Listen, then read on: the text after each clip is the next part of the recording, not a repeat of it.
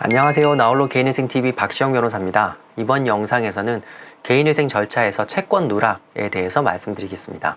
이 영상을 찍게 된 계기는 저희 카페에 어떤 회원분께서 채권 누락에 대한 질문을 올려주셨어요.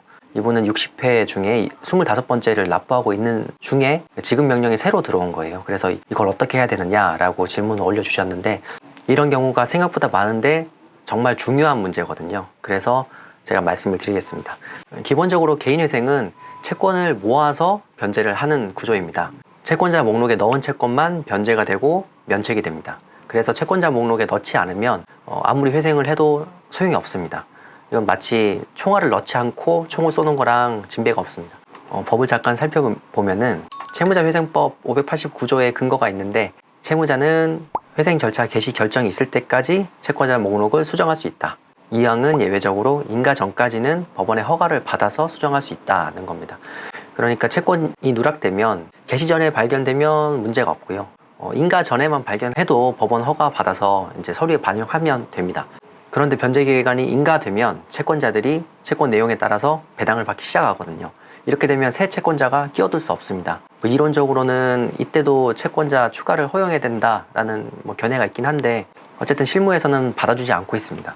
그래서 이제 인가 후에 채권자 누락이 발견되면 마땅한 방법이 없고요. 몇 가지 대안이 있는데, 채권이 소액일 때는 회생 절차 외에서 따로 갚아서 해결을 하고 주심이나 집행에서 벗어나는 수가 있습니다. 아니면 금액이 크면 아무리 협의를 해도 이제 한계가 있겠죠. 이런 경우에는 어쩔 수 없이 폐지를 해가지고 재신청을 할 수밖에 없습니다. 재신청을 하면서 그 채권까지 넣는 거죠. 그런데 폐지를 하게 되면 그동안에 납부했던 금액은 돌려받는 게 아니라 그 채권사들에게 그냥 변제가 되거든요. 그런데 그 변제도 이자부터 변제가 되기 때문에 돌려받는 금액이 거의 없습니다.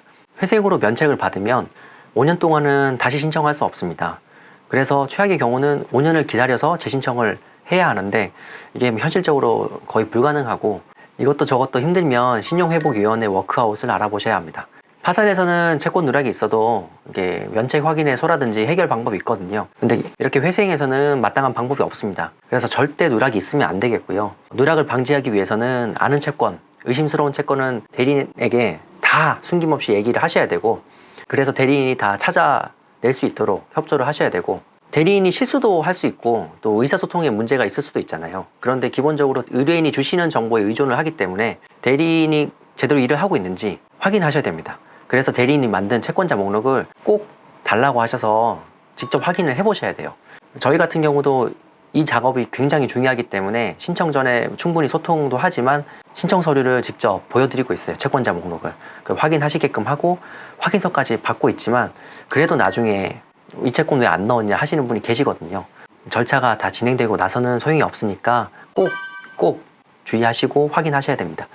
이게 비유를 하자면 병원에 가서 진찰을 받는데 증상을 다 얘기를 안 하고 진단을 받는 거랑 똑같다고 생각하시면 됩니다. 이상으로 회생 절차에 있어서 채권 누락에 대해서 알아봤습니다. 채권 누락이 이렇게 가장 중요하고 또 위험합니다. 그래서 혼자 하시는 분들은 당연히 철저히 챙기셔야 하고, 대리인을 통해서 하시는 분들도 본인이 말한 채권이 혹은 알고 있는 채권이 다 반영이 되어 있는지 채권자 목록을 통해서 꼭 확인하시고, 만약에 대리인이 채권자 목록을 주지 않으면 달라고 하셔야 합니다. 이 부분만큼은 대리인을 충분히 괴롭히셔도 되고, 권리 위에 잠자는 자는 보호받지 못한다는 이제 명언이 있듯이 이런 의뢰인의 권리를 꼭 찾으셔가지고 손해보는 일이 없도록 하셔야 합니다. 이 다음 영상에서는 채권을 찾는 법, 그리고 파산에서는 채권 누락이 있을 때 어떻게 해야 되는지에 대해서도 말씀드리겠습니다.